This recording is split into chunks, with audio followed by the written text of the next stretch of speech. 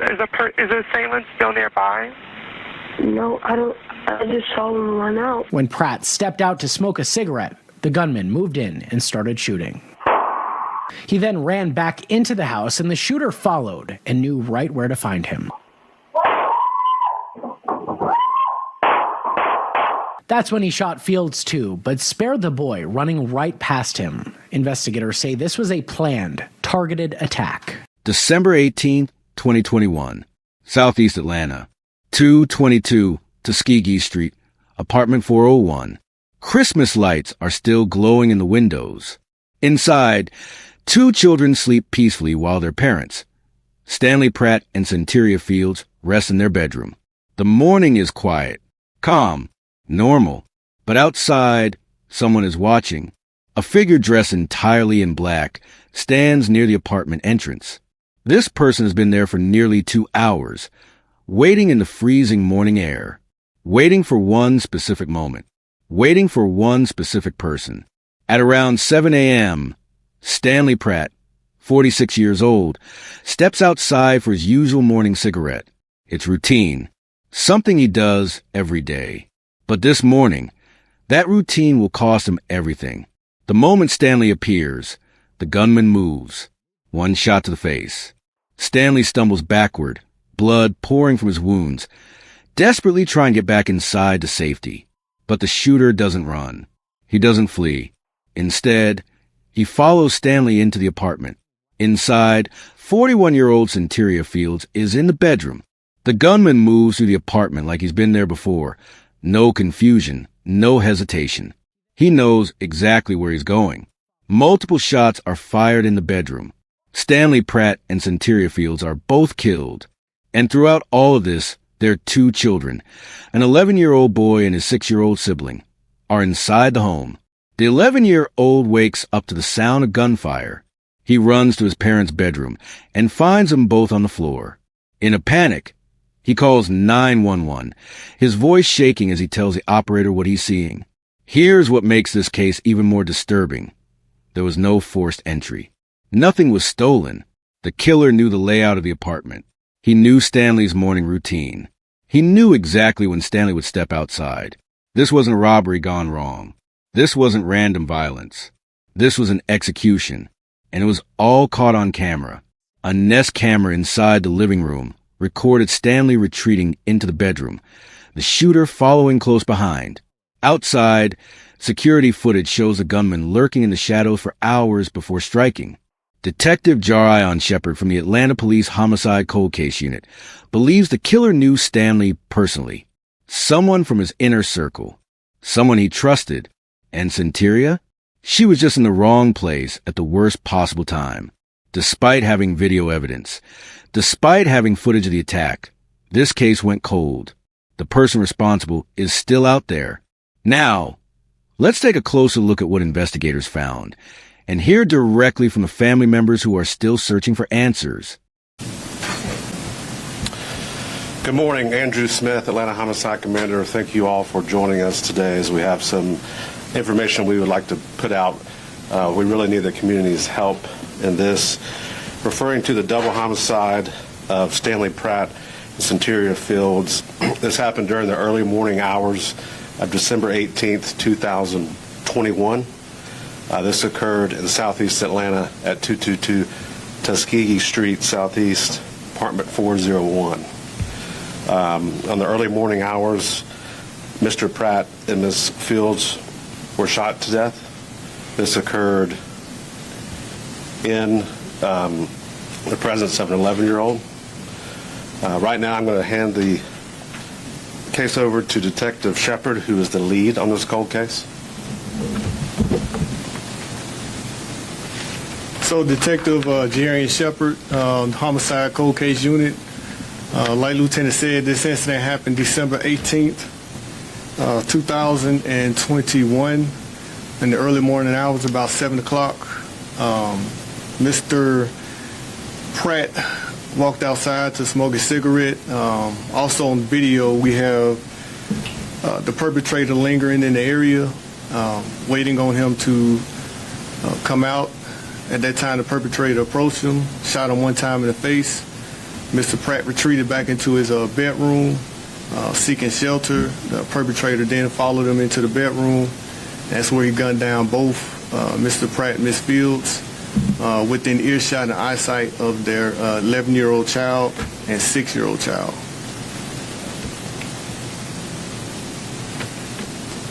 So it is my belief that the perpetrator in this incident definitely had intimate knowledge of the layout of this apartment. He had intimate knowledge of the going abouts between Mr. Pratt and his early morning routine. I do believe that the perpetrator is within this circle of Mr. Pratt. And it is definitely important to get this information out, to reach certain people within those circles so we can get this information, so we can get this case to a good resolution. We're going to just play that video one more time. Yeah, and then we're going to move to 911 audio, and we'll let you know when we can take questions. But we're going to play this one more time and go to the 911 audio. Shepard, if you can just describe what's going on in the video. Can you get behind the microphone so we can hear you? Okay, yeah, that'd be great. You can stand in front if you need to see it. Yeah, I need to see it. Yeah. So at this time, this is Mr. Pratt retreating to his bedroom. He's already shot in the face. There's no sound, but you can't hear it, but he's going into the bedroom retrieving. He's gargling because he's gargling blood. The purpose is the perpetrator follows him in. He shoots him several times, including Ms. Fields, and that's the 11-year-old son that was on the couch, actually ran out right beside the offender. And he goes back in, he finds his parents shot to death. And there was a 6-year-old child that was also in the bedroom in the back. Where the couple was shot? Correct. Not in this bedroom, but in a Another different bedroom. So, correct. Next, we're going to have the 911 audio.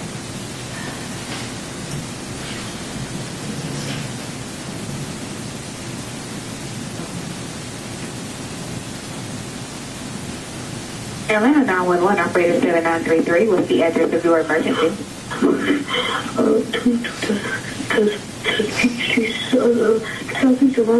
My parents' house. They've been shot.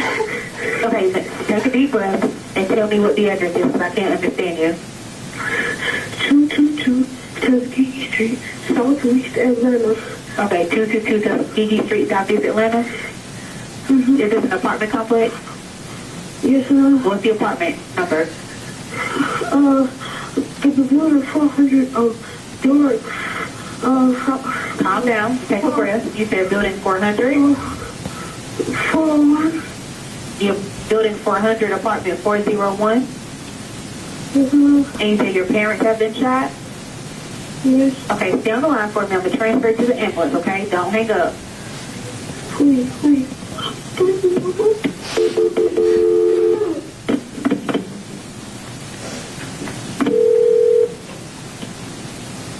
EMS, operator 901, what's the address to the emergency? Atlanta with the transfer. The address is 222 Tuskegee Street, Southeast, apartment 401. Okay, hello, caller. Hello. Repeat the address for my time for verification. Huh? Repeat the address for my time for verification. 222 Tuskegee Street, Southeast Atlanta.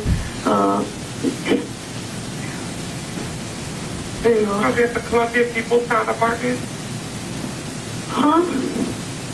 Is this going to be at the Columbia People's Town Apartment? Yes, ma'am. What's your apartment number? Apartment 400. You said 4400, is that correct? No, I said apartment 401. Okay, what's your phone number in case you get disconnected?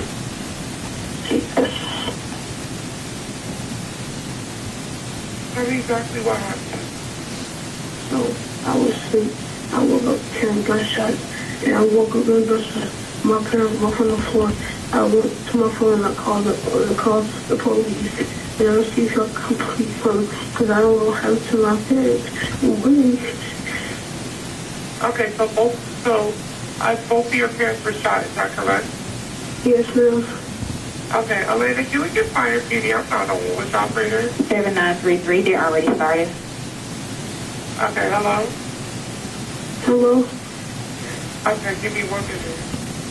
I'm just Okay, can I call my dad? I have to ask you a couple questions to update the paramedics, okay? Okay, please. Okay. Alright. Give me 1 minute. Alright. And you said both of your parents were shot, is that correct? Yes, ma'am. Okay. Alright. Okay, give me 1 minute. How far is it away? I'm not allowed to give ETAs, but we do have this call sent over at dispatch. I have a couple questions to ask you. You're doing great, okay? Is the Stanley still nearby? No, I don't. I just saw him run out. Okay. Is there any serious bleeding? I'll go check. Okay, go check and then come right back to the phone, okay?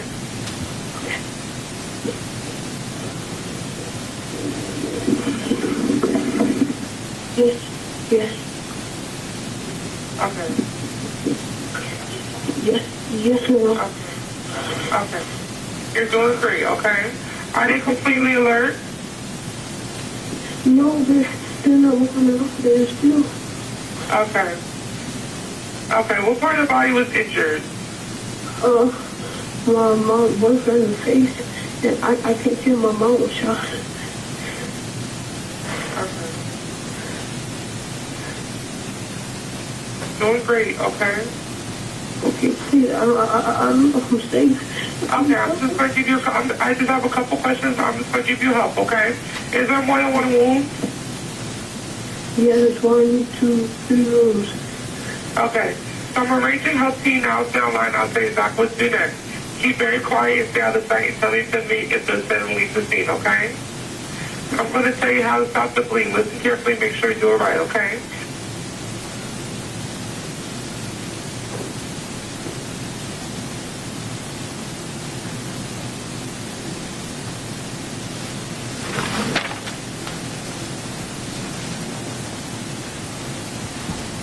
Everyone, this is Sean Pratt. He is the cousin of Stanley Pratt.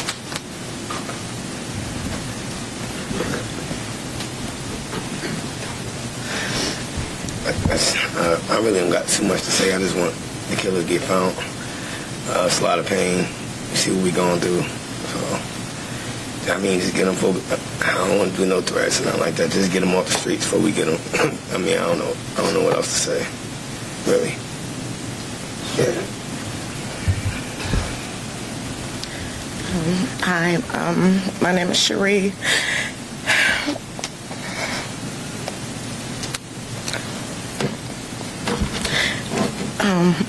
I'm the mother of Stanley's 3 oldest children, and also now a grandparent.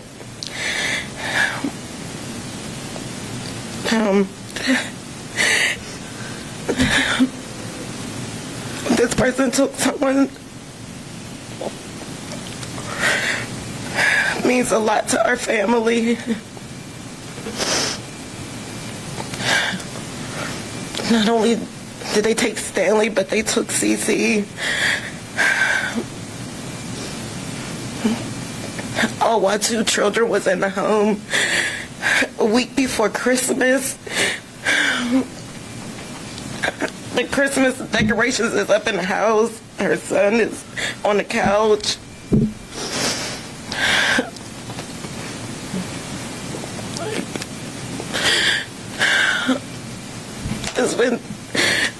It's been since 2021. We need him found. He sat out for almost 2 hours waiting on Stanley to come outside. Like, somebody, did y'all see anything? Did y'all see him standing there? Did y'all hear the gunshots? Did y'all hear screaming? The poor kids in the house had to witness their mother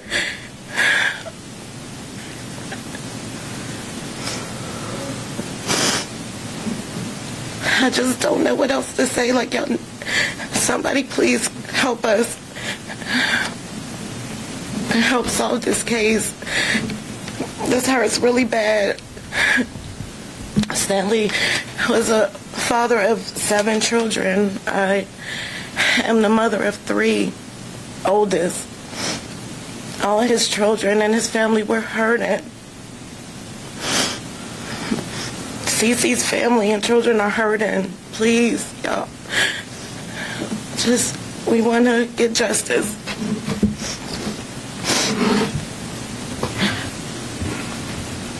We'll take questions from, you want to go ahead and speak? I'm Stanley's daughter.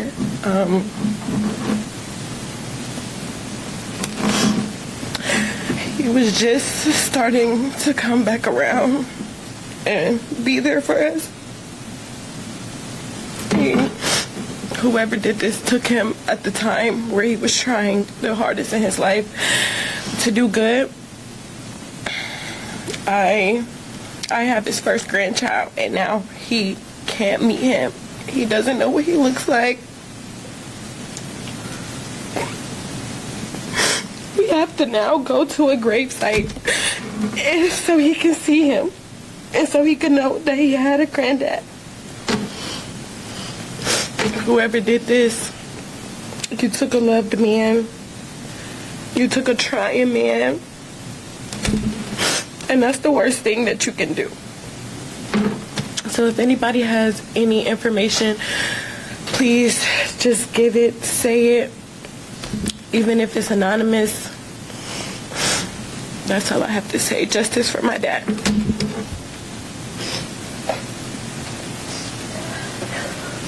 And now we'll have questions from Detective Shepard. So no motive, I guess, at this point, huh? No, I haven't established a motive. However, like I said, I do believe that the perpetrator had intimate knowledge of both victims, the layout of the apartment, and I do believe it was targeted.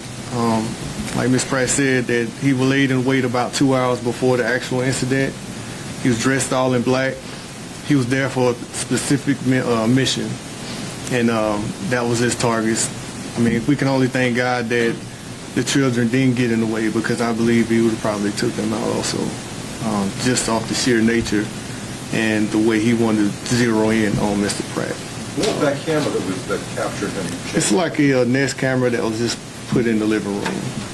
So, and I believe Ms. Fields was not the intended target, but she was in the way when it happened.